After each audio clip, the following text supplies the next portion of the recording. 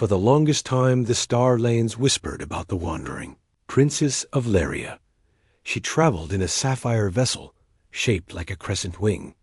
From the outer dust belts to the core sanctuaries, she searched for one figure.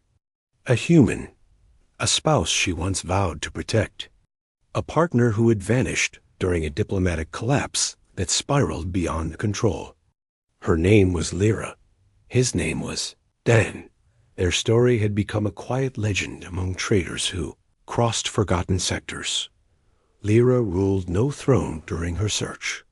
She set aside her royal cloak and wore a simple long coat with a silver crest at the collar. The crest rested close to her heart, because inside it was a tiny fragment of a human-made charm Dan once carried. It reminded her that he had loved her enough to cross 2 galaxies for the sake of peace. It also reminded her that she was not willing to give up. Not after so many years. Dan had been a peace envoy for the United Earth Assembly at the time of their marriage. Lyra had grown up among the Lyrians, a people with luminous markings that glowed faintly when emotions rose. She had been raised to negotiate before she was allowed to command. Her voice could steady angry hearts. Her presence could cool rebellion. Yet even she had failed to prevent the ambush that tore Dan from her years ago. Witnesses had seen Dan dragged into a raider craft as it vanished into a gravity rift. The rift collapsed behind it, and no one could follow. Some said Dan must have been taken far outside the mapped lanes. Others said he had been lost forever. A few claimed he might have been taken to an outlaw ring known as the Deep Verge, though no one had confirmed it. Such stories had persisted. Lyra had held on to those whispers. She had promised she would search across every star if needed, got her search pushed through more than half a decade. During that time, she freed captured workers, gathered lost children from shattered colonies, and stopped small war skirmishes just by standing between the angry sides with her calm voice. Each act earned her respect, but she cared only for one goal. Every night she studied possible maps that traced the raiders' last jump.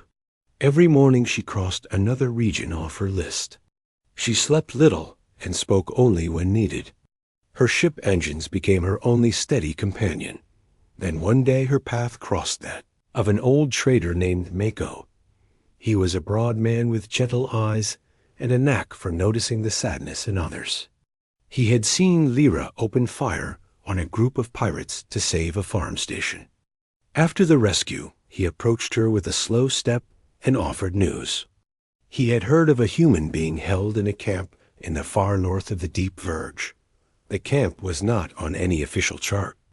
It belonged to a rogue clan that had broken away from civilized rule decades ago.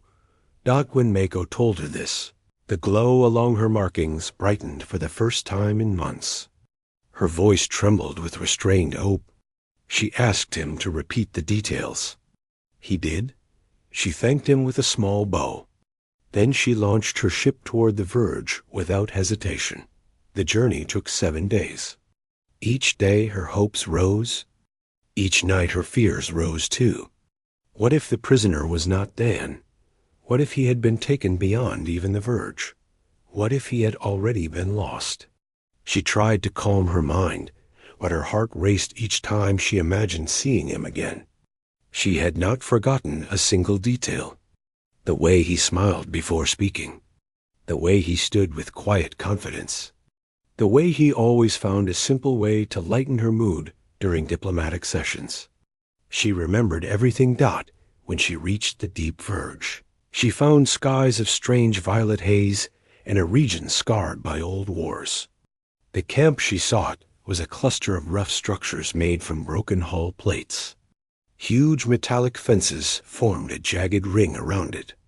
Watchtowers faced every corner. Armed guards patrolled the paths.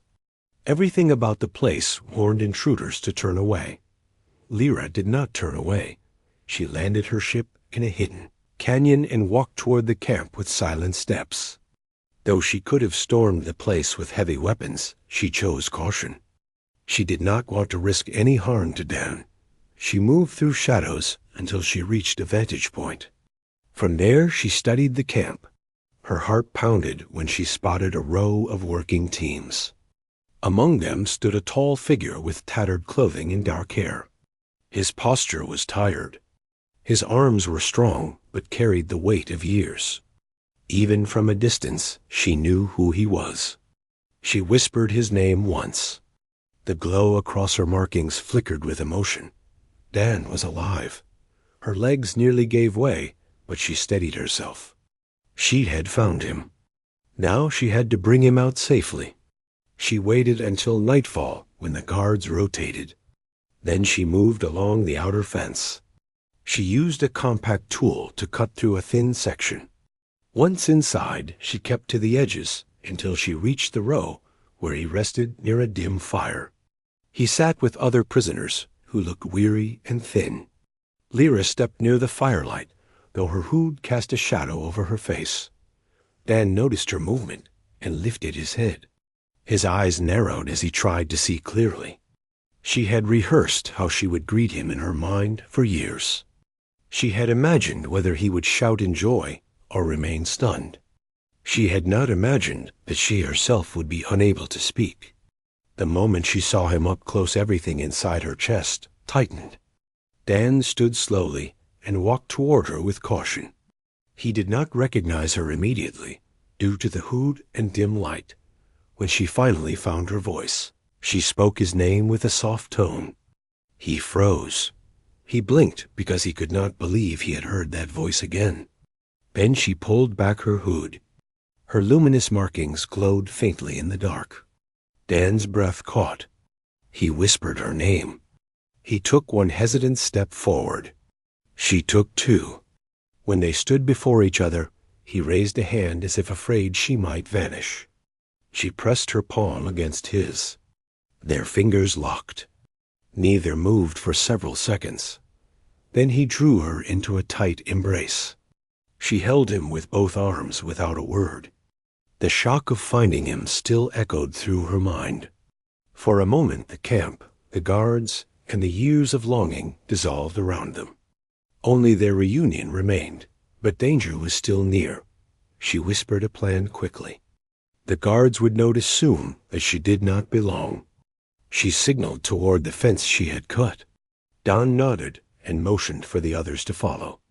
She refused at first because she feared slowing their escape, but Dan insisted. He had not survived all these years just to abandon others.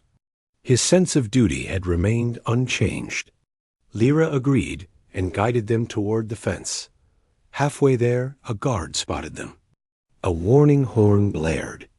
Searchlights activated. Lyra felt her pulse quicken, but she did not let fear guide her. She stepped forward and raised a hand. A beam of bright energy burst from her device and struck the watchtower power line. Darkness swallowed half the camp. Dan and the others moved fast. The remaining guards rushed toward them, but Lyra shielded the group with a small deflection field. It shimmered like liquid glass. Blaster bolts bounced off it. Dan reached the fence first and signaled the group to slip through. Lyra followed while keeping the field active. When the last prisoner crossed, she sealed the fence behind them with a short, spark-to-slow pursuit. They ran through the rocky terrain toward the hidden canyon. Alarms echoed across the verge. Searchlights swept the ground. A few patrol crafts launched into the sky. Dan staggered once due to exhaustion, but Lyra caught his arm and helped him forward.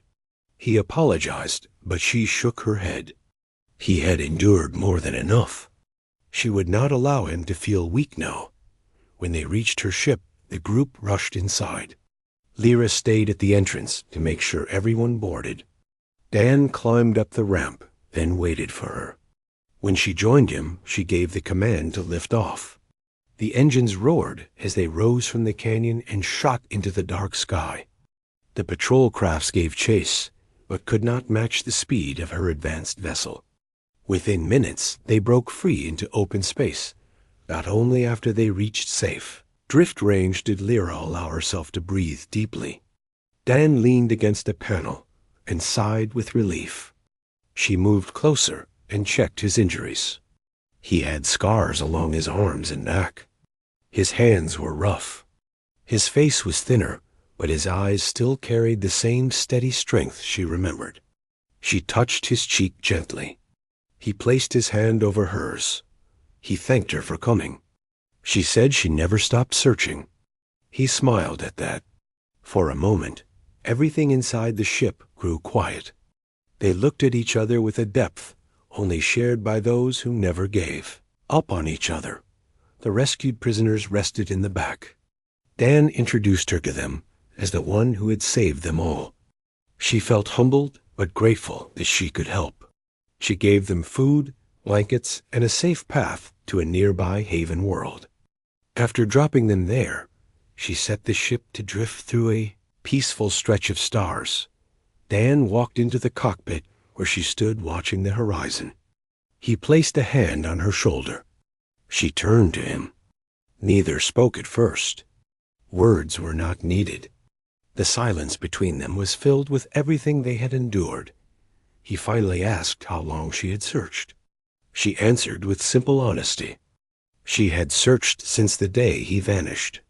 He lifted her hand and held it tightly. He said he never doubted that she would try.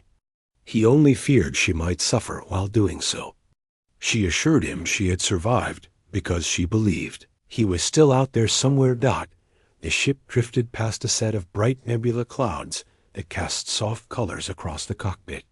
Lyra turned toward the view and pointed at the stars they once visited together. Dan smiled. He remembered their first meeting during a peace messe.